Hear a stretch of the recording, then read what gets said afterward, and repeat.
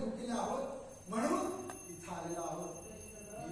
त्या वचनानुसार तुम्ही आज इथून आशीर्वाद घेऊन जाणार आहात.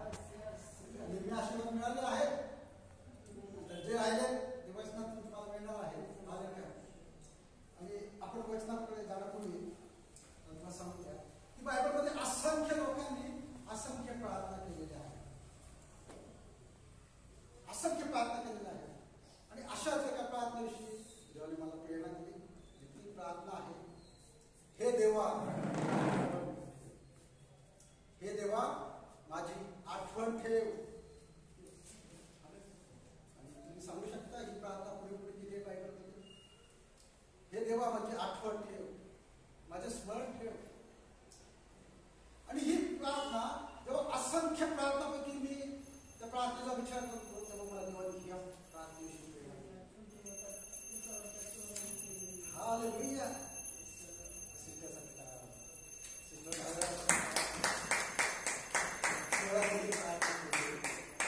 तो दुसरा शब्द आहे की माझी आठवण ठेव. आणि प्रत्येकाला वाटतं जेव्हा तो संकटामध्ये असतो तेव्हा कोणी परमेश्वराने आपली आठवण ठेवावी, कुणीतरी आपल्या नातेवाईकाने, कुणीतरी आपल्या मित्राने आपली आठवण ठेवावी आणि आपल्याला सहाय्य करावे. जेव्हा आपण चांगले असतो तेव्हा नाही वाटत, पण जेव्हा आपण संकटात असतो, जेव्हा आपण समस्येत असतो, तेव्हा आपल्याला परमेश्वराची आठवण येते आणि आपण परमेश्वर म्हणतो माझी आठवण ठेव. पण मला एक प्रश्न आहे, आपण कुणाची आठवण ठेवतो?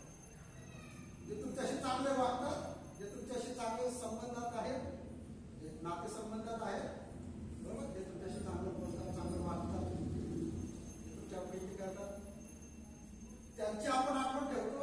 जे तुमच्याशी बोलत नाही, तुमच्याशी काही फोन करत नाही, तुमच्याशी काही भेटत नाही, अशाशी तुम्ही आठवण ठेवा. आलं का? उत्तर द्या. ज्यांच्याशी आपण भेटतो, ज्यांच्याशी आपण चांगले संबंध आहेत, त्यांच्या आपण एकमेकांवर प्रीती करतो, त्यांची आपण आठवण ठेवतो. बरोबर.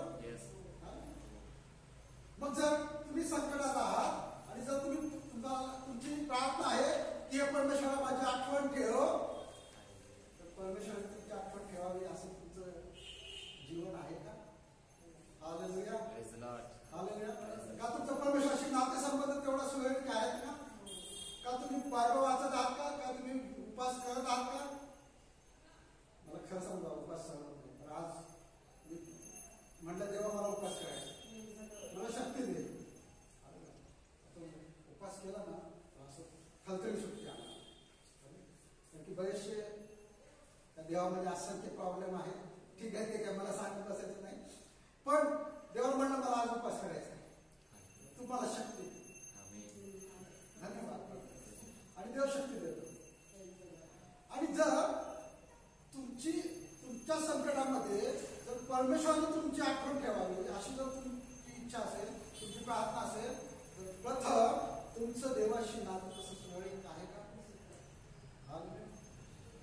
तुमचं परमेश्वर प्रेम आहे का? तुम्ही परमेश्वराशी रोज भेटता का? तुम्ही म्हणाल कसं काय भेटायचं? वचनाद्वारे. तुम्ही बायबल वाचता तर तुम्ही परमेश्वराला भेटता, तुम्ही प्रार्थना करता म्हणजे परमेश्वराशी बोलता. तुम्ही जेव्हा मंदिरात येतात तेव्हा तुमचं परमेश्वराशी सहभागिता तुम्हाला मिळते. आणि जर तुमचं हे नातं सुरळीत असेल तर परमेश्वर तुमची आठवण ठेवेल. तुम्ही किती मोठ्या संकटात असाल. शमशोन जेव्हा तुला असं खांबावर तर असं बांधलं शमशोन, तेव्हा त्यांनी प्रार्थना केली, माझी आठवण ठेव, मला या प्रसंगी बळ दे. तो बलिंग झाला होता, शत्रूने त्याला बांधलं होतं, तेव्हा त्यांनी प्रार्थना केली, देवा माझी आठवण ठेव आणि या प्रसंगी मला बळ दे. परमेश्वराची प्रार्थना आहे. जशा 38 अध्यायामध्ये हिजकिया राजाविषयी आपल्याला पाहायला मिळते. यशाचं पुस्तक 38 अध्याय.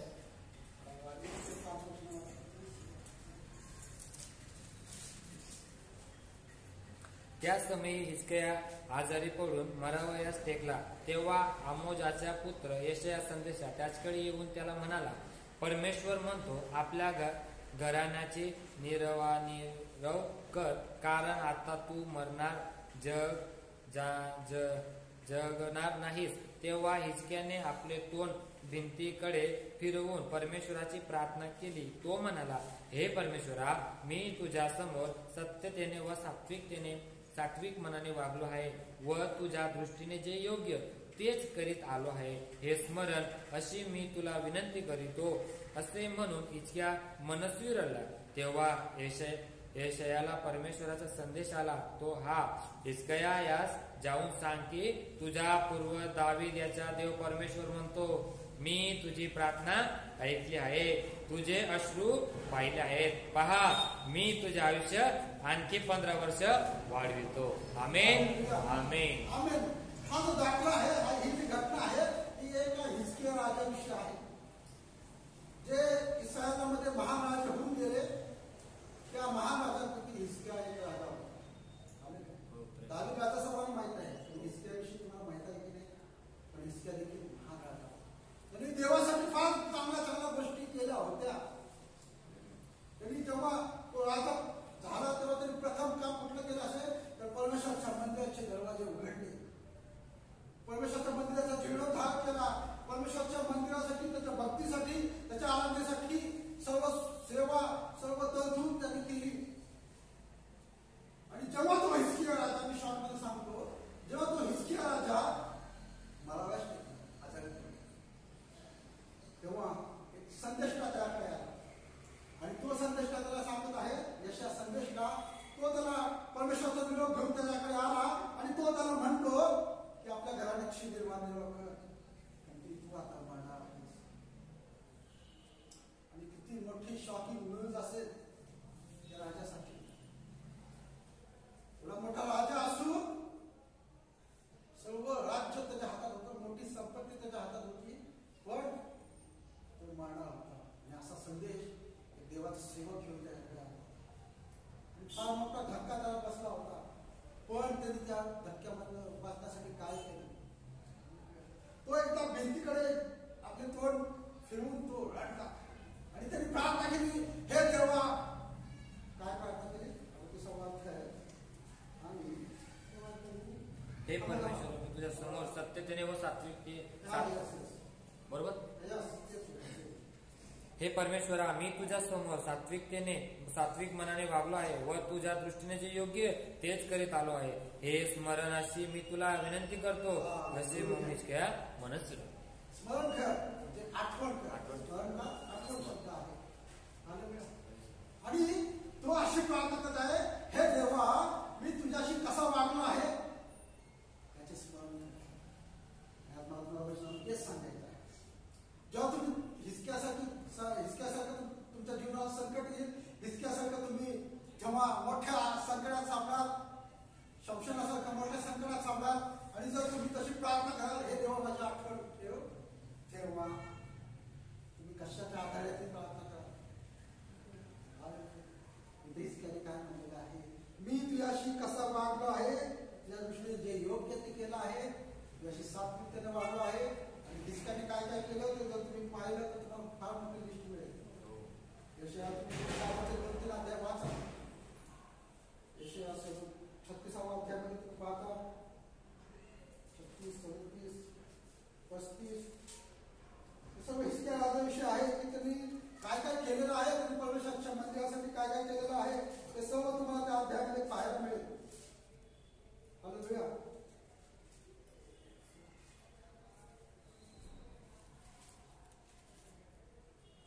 अशा हिजकिया राजाने ती प्रार्थना केली की हे देवा, मी तुझ्याशी कसा वागलो आहे याचे स्मरण ठेव. आणि ते स्मरण ठेवून परमेश्वर माझी आठवण ठेव आणि मला वागव.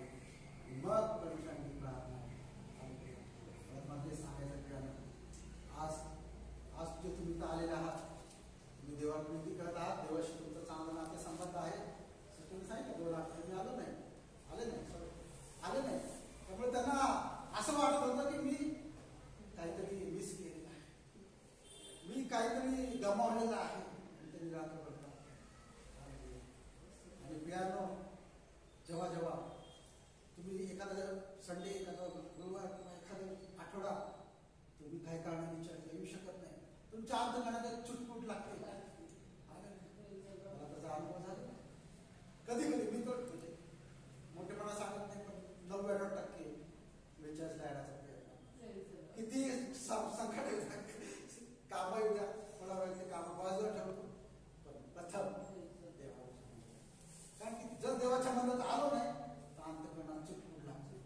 काहीतरी चुकल्यासारखं वाटतं, काहीतरी हळवल्यासारखं वाटतं, काहीतरी गमवल्यासारखं वाटतं, आणि आत्मा वाट पाहतो की कधी पुढचा संडे येईल. हालेलुया. आणि कधी मी देवाच्या मंदिरात येईल. जशी हरिणी पाण्याच्या प्रवासाने विलंबते तसा आमचा जीव देवासाठी ताणेला बसलेला झाला. मग ते पाश्चात्यात लिहिलेलं आहे, जे परमेश्वराचे केले होते ते धन्य आणि ते तृप्त होते. हालेलुया. तुमचं जीवन हिजकिया राजाप्रमाणे पाहिजे प्रियानो. हालेलुया. तुमचं जीवन हिजकिया राजाप्रमाणे पाहिजे, दाविदाप्रमाणे पाहिजे. आणि जर तुम्ही तसं जीवन जगा, आता दुसऱ्या शब्दामध्ये 16चा दाखला, दुसरा शब्द आपण पाहणार गुड फ्रायडेच्या दिवशी, त्याने देखील ही प्रार्थना केलेली आहे. आणि त्या प्रार्थनेला त्याला किती वेळ मिळाला होता? थोडा वेळ मिळाला होता. फार थोडा वेळ त्याला मिळाला होता. तुम्ही आम्ही तर धन्य आहात, आपल्याला पूर्ण आयुष्य देवाला होतं. त्या चोराकडे किती वेळ होता? काही तास, काही मिनिटे. विचार करा, काही मिनिटं त्याला मिळाले, पण त्यांनी त्या संधीचं सोनं घेतलं. त्यांनी पश्चाताप केला. तो म्हणला की आपल्या अपराधाला जे शासन मिळाले ते योग्य आहे आणि आपण अपराधी आहोत. त्यांनी प्रथम पश्चाताप केला. त्यांनी प्रभूवर विश्वास ठेवला की हा देवाचा कृपा. मग त्यांनी प्रार्थना केली की जेव्हा तू राजाधिकारी येशील तेव्हा माझी आठवण होते. मग परमेश्वर त्याला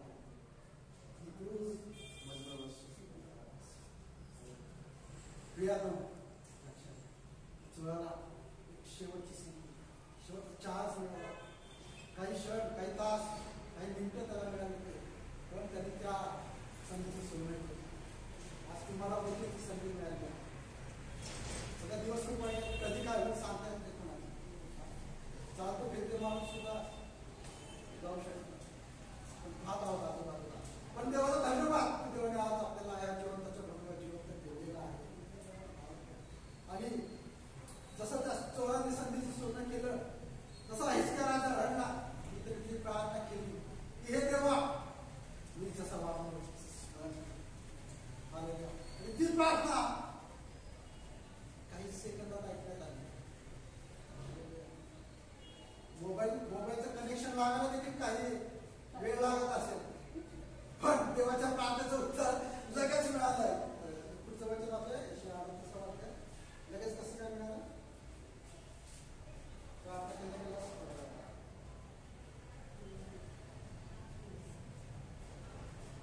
लगेच यशया संदेशाला निरोप आला.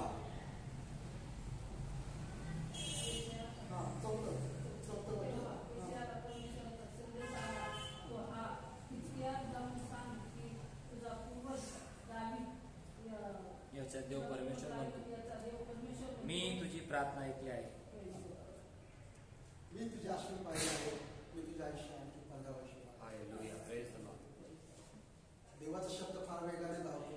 तुमची प्रार्थना फार वेगाने काम करते. दानियल प्रार्थना करत होता तर लगेच देवदूत परमेश्वराने देवदूत करत. तुम्ही असं समजू नका की मी प्रार्थना करते माझं उत्तर मिळत नाही. तुमची प्रार्थना देव ऐकत आहे, त्याचं उत्तर देत आहे. कधी कधी आकाशातील ग्रहांशी त्यांचा झगडा होतो. कधी कधी सैतान ते आपल्या आशीर्वाद लावतो. पण असं समजू नका तुमची प्रार्थना, जर तुमची प्रार्थना लगेच ऐकावी असं जर तुम्हाला वाटत असेल तर हिजकियाप्रमाणे तुम्ही प्रार्थना. हालेलुया. तुम्ही परमेश्वराशी तुमचं नातं संबंध प्रस्थापित ठेवला पाहिजे. असं नाही एक संडे आला दुसरा संडे,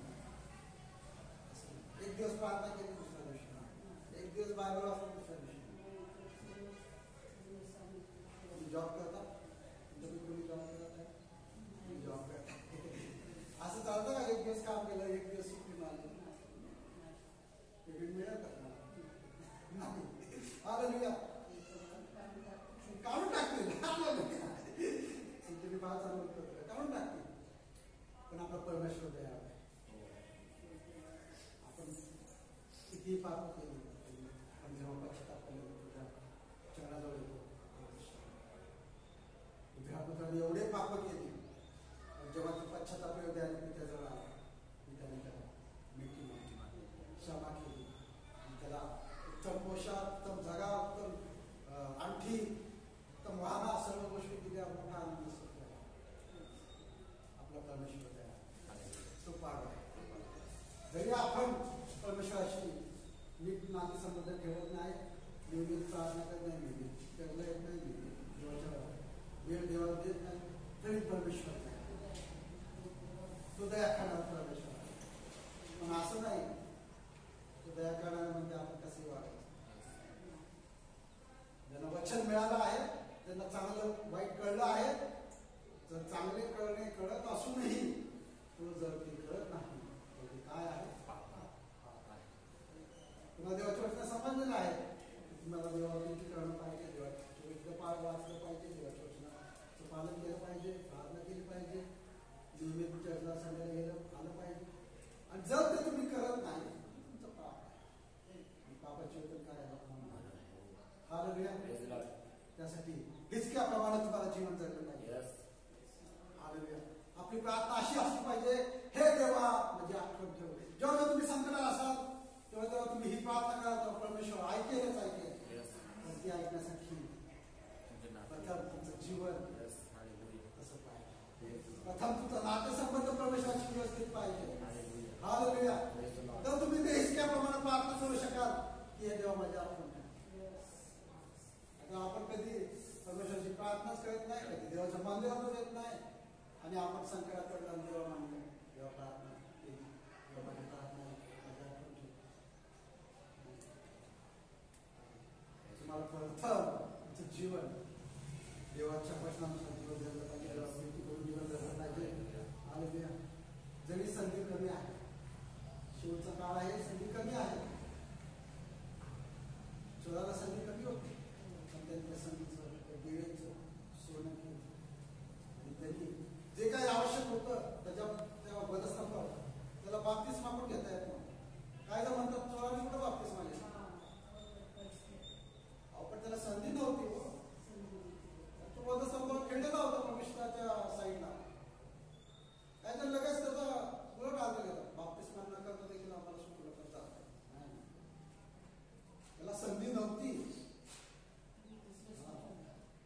त्याला समजून घ्या तसं तुम्ही म्हणू शकता नाही मला संधी आहे संधी असूनही चांगले कळत असूनही तुम्ही ते कळत नाही तुमचं पाप बाप्तिस्मा घेतल्याशिवाय कुठेही स्वर्गात जाऊ शकत नाही हे सत्य आहे काय जर चोराचा दाखला देऊन चुकीची गोष्टी सांगतात बाप्तिस्मा घेत नका काही नाही चोर कसा काय याला संधी स्वतः प्रभू त्याजवळ प्रत्येक गोष्टीला काही अपवाद असतात काही एक्सेप्शन असतात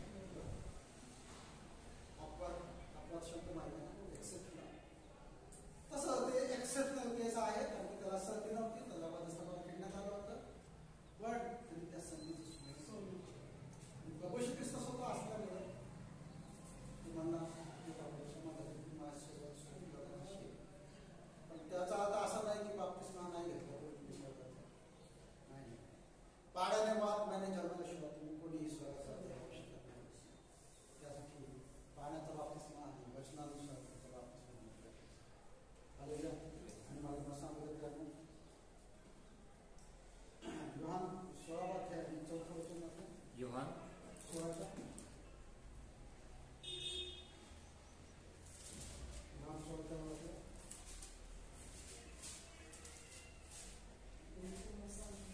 योहान 16 त्याच्यावर मी तुम्हाला ह्या गोष्टी अशासाठी सांगून ठेवल्या आहेत की त्या घडण्याची वेळ आली म्हणजे त्या मी तुम्हाला सांगितल्या होत्या याची तुम्हाला आठवण व्हावी. ह्या गोष्टी मी प्रारंभापासून तुम्हाला सांगितल्या नाहीत कारण मी तुमच्या बरोबर होतो.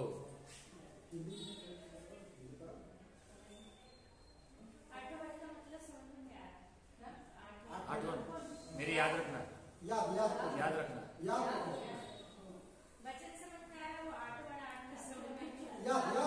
मेरी याद रखना. मेरी स्तुति लेना मेरी याद रखना. जब आप संकट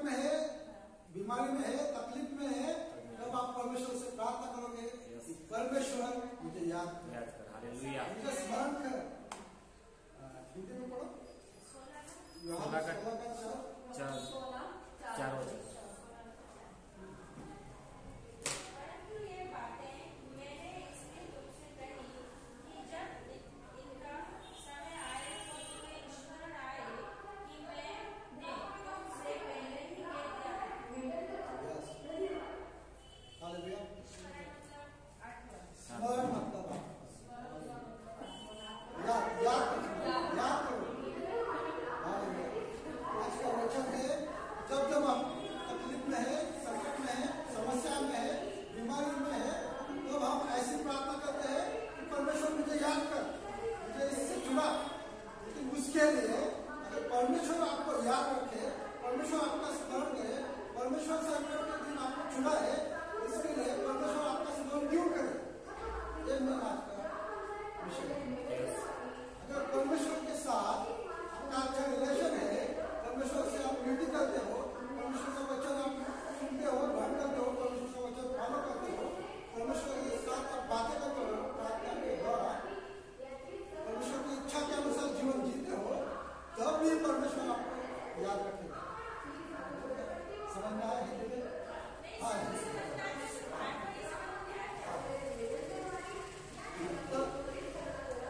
हिंदी में जमीन होती चले. हालेलुया. योहान 16:4 मध्ये दिलेला आहे. प्रभू येशू ख्रिस्त आपल्याला काहीतरी सांगत आहे. प्रभू यीशु ख्रिस्त ने अपने चेलों को कुछ बता रहा है कि जो जो मैंने तुम्हें आप सिखाया है, बताया है, वो आप लोग कोई तो याद करके देगा. कभी कभी हम भी भूल जाते हैं. भूलना हमारी बीमारी है. आज क्या बोला, कल भूल जाते हैं. आज का खाया, कल भूल जाते हैं. हालेलुया. वैसे बीमारी हमको भी है, और ये प्रभु यीशु मसीह को पता था, इसलिए प्रभु यीशु ने उसका सोल्यूशन भी पहले ही तयार करके रखा है. आपण विसरणार, आपल्या विसरावे स्वभाव आहे. आपण वचन आज ऐकतो, उद्या विसरून जातो. हे आपलं स्वभाव आहे. हे परमेश्वराला माहित होतं, परमेश्वराला माहित होतं. त्यासाठी त्यांनी त्याची तरतूद देखील करून ठेवली आहे. जे काही वचन तो सांगत आहे, जे काही बायबलमध्ये वचन आहे, ते आपल्याला लक्षात असावे. समजणार ती तरतूद कुणाच्या द्वारे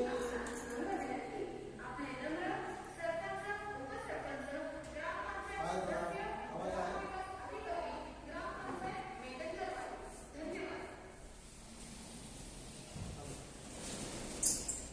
तर प्रभुष्टाने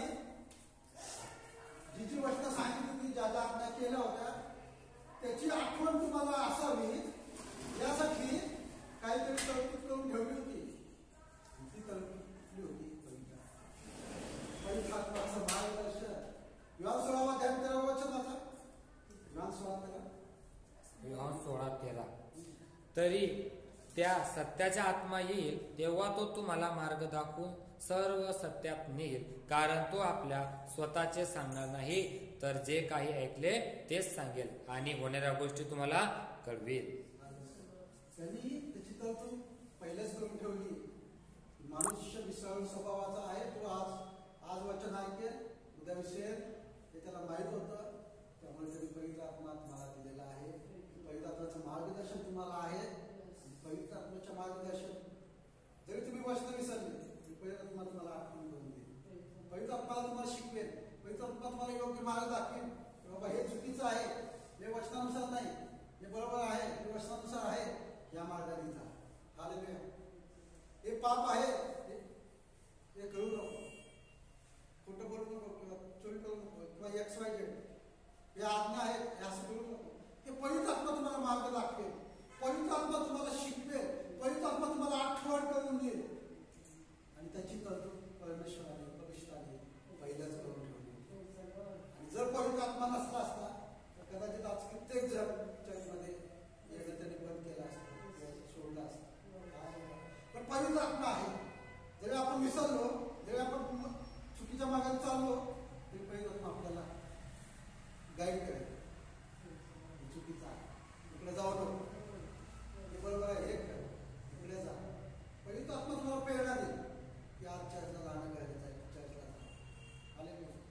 जरी 4 कामं आले तरी पवित्र आत्मा सांगेल की ते कामं जाऊ दे, इकडे जा. जर पवित्र आत्म्याचं मार्गदर्शन असलं असतं तर खूप मंडळींची अवस्था बिकट झाली असते. पण पवित्र आत्म्याचं मार्गदर्शन असल्यामुळं, त्याचं शिकवण असल्यामुळं, त्याची आठवण असल्यामुळं आज मंडळी वचनात विश्वासात टिकून आहे. त्यासाठी परमेश्वराने पहिलेच तरतूद केलेली आहे की तुम्हाला माझी आठवण असावी, तुम्हाला माझ्या वचनाची आठवण असावी, तुम्हाला जे काही मी शिकवलं ते तुम्हाला त्याचे रिव्हिजन किंवा त्याची शिकवणी तुम्हाला मिळावी, यासाठी भविष्याने पवित्र आत्म्याची तरतूद 1000 वर्षापूर्वीच करून ठेवली होती. त्याची भविष्यवाणी पहिलीच योएल संदेशाने 2 अध्याय 28-29 वचनात केली होती. पण ती तरतूद भविष्याने वचनामध्ये सांगत आहे की मी जे काही तुम्हाला शिकवतो ते तो पवित्र आत्मा तुम्हाला आठवण करून देईल. वो तुम्हें याद दिलाएगा, वो तुम्हें सिखाएगा, वो तुम्हें गाइड करेगा कि ऐसे करो, ऐसे मत करो, ये अच्छा है, ये बुरा है, ये वचन के अनुसार नहीं है. इसका गाइडेंस, इसकी सलाह पवित्र आत्मा तुम्हें देगा. पवित्र आत्मा तुम्हें याद दिलाएगा कि ये वचन है, ये प्रभु यीशु मसीह ने दिया है, इस पे चल, ऐसा कर, तब तुम वैसे चलोगे. हालेलुया. और ये पवित्र आत्मा किसी और को नहीं दिया, जगत को दिया है. पवित्र आत्मा किसके लिए दिया है? वो जीवंत पानी का दाखला है ना, इसमें 4 अध्याय में जीवंत पानी उसमें दिया है. जीवंत पानी, हाँ जीवंत पानी, हाँ हाँ वचन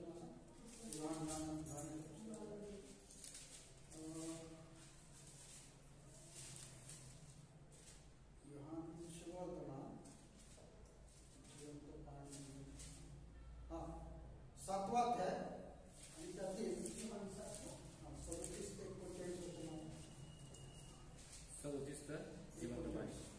मग सणाच्या शेवटल्या म्हणजे महत्वाच्या दिवशी येशू उभा राहून मोठ्याने म्हणाला, कोणी ताणलेला असेल तर त्याने माझ्याकडे यावे आणि प्यावे. जो माझ्यावर विश्वास ठेवतो त्याच्यातून शास्त्रात सांगितल्याप्रमाणे जिवंत पाण्याच्या नद्या वाहतील. ज्यांनी त्याच्यावर विश्वास ठेवला त्यांना जो आत्मा मिळणार होता त्याच्याविषयी त्याने हे म्हटले, तोपर्यंत आत्मा दिलेला न होता, कारण येशूचा तोपर्यंत गौरव झाला नव्हता. इथं स्पष्ट दिलेलं आहे की पवित्र आत्मा फक्त आणि फक्त विश्वास राहण्यासाठी दिलेला आहे. तो जगासाठी नाही. जगामध्ये जो आत्मा आहे तो वेगळा आहे, तो जगाचा आत्मा आहे. पण आपल्या विश्वासामध्ये जो आत्मा आहे तो देवाचा आत्मा आहे, पवित्र आत्मा आणि तो तुम्हाला शिकवेल असं प्रभू ख्रिस्त म्हणत आहे. त्याच्या आधीच्या वचनामध्ये तो तुम्हाला आठवण करून देईल, तो तुम्हाला शिकवेल, तो तुम्हाला मार्गदर्शन करेल. कारण की तो आत्मा फक्त आणि फक्त जो प्रभूवर विश्वास ठेवतात त्यांच्यासाठी तो मिळालेला आहे. हालेलुया. ते आपण भाग्यवान आहोत. देवाने वचनं दिली, देवाने प्रभूला दिलं, आपल्या एकुलता एक पुतळा दिलं आणि त्यांनी जे काही शिकवलं, त्यांनी जे काही केलं त्याची आठवण असावी, त्याची शिकवण असावी, मार्गदर्शन असावं म्हणून पवित्र आत्मा सुद्धा दिला. देवासाठी टाळावं. हालेलुया.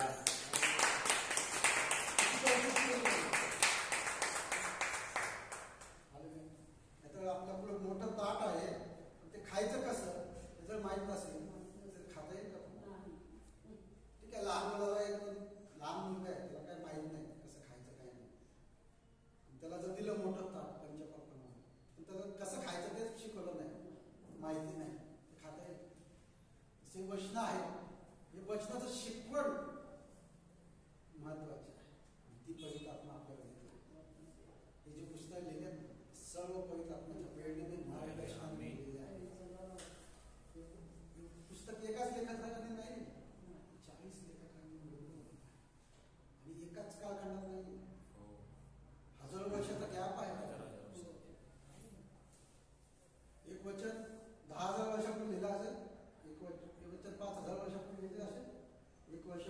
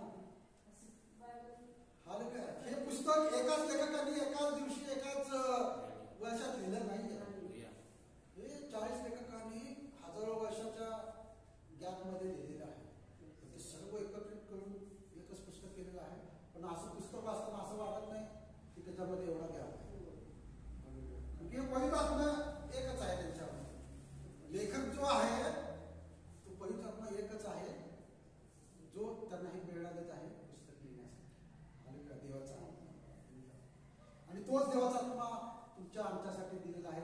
पवित्राने परमेश्वराने ह्या वचनाची तुम्हाला आठवण असावी. हे वचन तुम्हाला शिकावं, समजावं. जर पवित्र आत्म्याचं मार्गदर्शन शिक्षण नसलं असतं, जर शिक्षकच नसले असते, शाळेचे मुलं लहान मुलं तुम्हाला माहीत असते, तर शिक्षकच त्याला नसले असते तर ते शिकले असते का? शिक्षक फार महत्वाचा आहे. पवित्र आत्मा हा शिक्षक. हालेलुया. अद्भुत गोष्टी देव प्रकट करत आहे. त्या शिक्षकाचे तत्वाद्वारे विश्वासाने झालेलं आहे. रोजी वचनाकडे येऊन योहानाचं पुस्तक 14वा अध्याय 26 वचन